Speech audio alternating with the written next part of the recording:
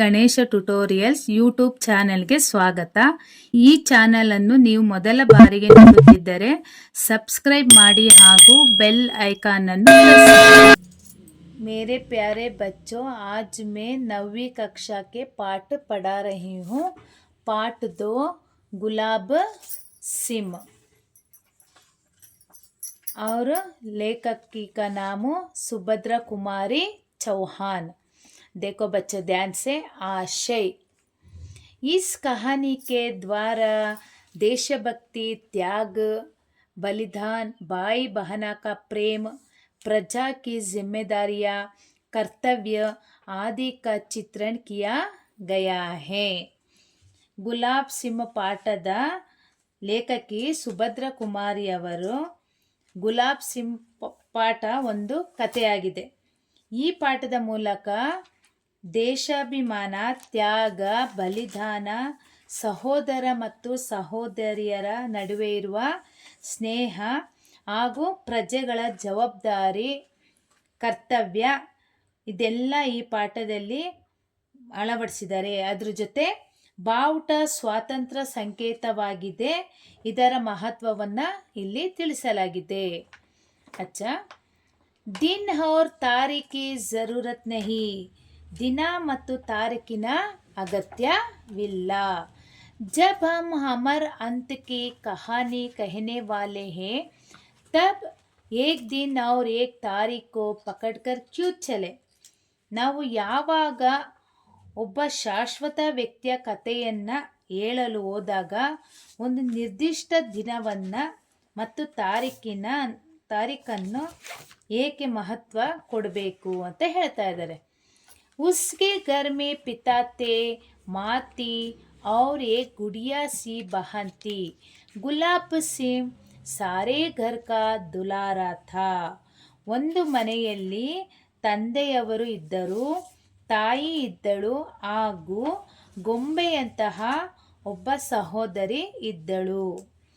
ಅವಳ ತಮ್ಮ ಇಡೀ ಮನೆಗೆ ಪ್ರೀತಿ ಪಾತ್ರನಾಗಿದ್ದನು. ಅವನ ಹೆಸರೇ ಗುಲಾಬ್ ಸಿಂಗ್.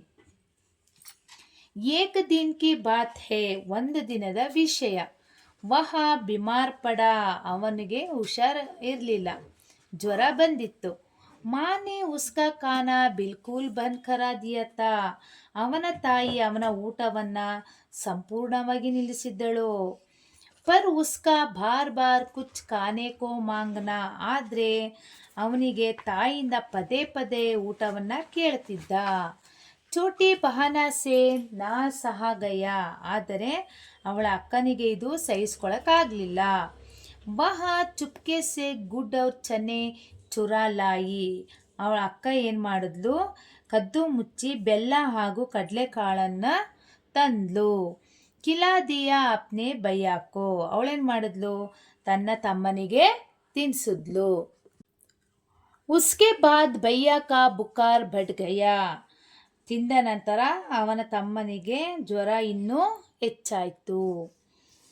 अपने भाई के संतोष के लिए वह माँ बाप का गुस्सा भी सहने को तैयार थी. ಆದರೂ ಸಹ ಅವಳು ತಿಂಡಿ ಪದಾರ್ಥಗಳನ್ನು ತಿನ್ನಿಸಿದಳು.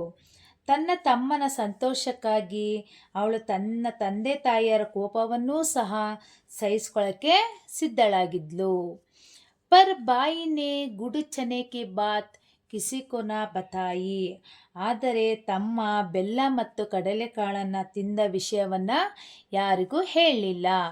ಧೀರೆ ಧೀರೆ ರೋಗ್ ಉತರ್ ಗಯಾ ಪರ್ ಬಾಯಿ ಕೆ ಮನ್ ಪರ್ ಬಹನಾ ಕೆ ಪ್ರೇಮ ಕಿ ಛಾಪ್ ಪಡ್ ಗಯಿ. ನಿಧಾನವಾಗಿ ಜ್ವರ ಕಡಿಮೆ ಆಯಿತು. ಆದರೆ ತಮ್ಮನಿಗಾದ ಮನಸ್ಸಿನ ಮೇಲೆ ತನ್ನ ಅಕ್ಕನ ಸ್ನೇಹ ಒಂದು ಗುರುತು ಸದಾ ಅವನ ಮನಸ್ಸಿನಲ್ಲಿ ಉಳಿದಿತ್ತು.